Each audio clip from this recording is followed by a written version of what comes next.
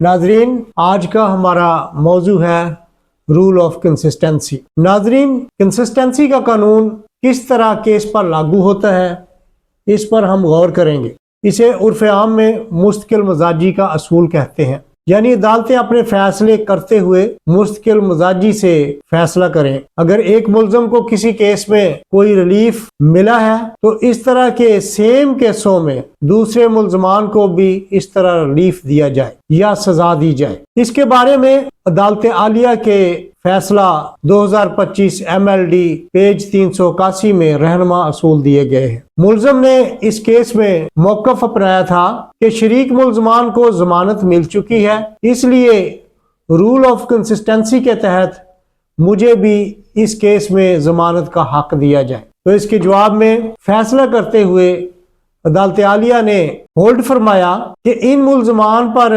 निस्बतन मामूली दफात थी, जबकि इस मुकदमा के मुल्ज़म मोहम्मद अली के सर पर खतरनाक चोट लगाने का संगीन इल्ज़ाम है, जिस वजह से क्योंकि मुल्ज़म मोहम्मद अली पर संगीन नोयत का इल्ज़ाम है और दफात भी दूसरों से मुख्तलिफ है, इसलिए मुल्ज़म मोहम्मद अली को इस केस में कंसिस्टेंसी के असूल के तहत रिलीफ नहीं दिया जा सकता और उसकी ज़मानत अदालत आलिया ने डिसमिस फरमा दी और उसकी ज़मानत अदालत आलिया ने लेने से इनकार कर दिया, क्योंकि एक ही केस में अगर शरीक मुल्ज़मों पर दफात मुख्तलिफ हो, उनकी नोयत मुख्तलिफ हो, तो उन पर कंसिस्टेंसी का रूल अप्लाई नहीं होता। नाजरीन, उम्मीद करता हूँ कि मेरी ये वीडियो आपको पसंद आई होगी और इस तरह की मज़ीद कानूनी और मालूमाती वीडियोस देखने के लिए मेरा YouTube चैनल सब्सक्राइब करें, लाइक करें और शेयर करें।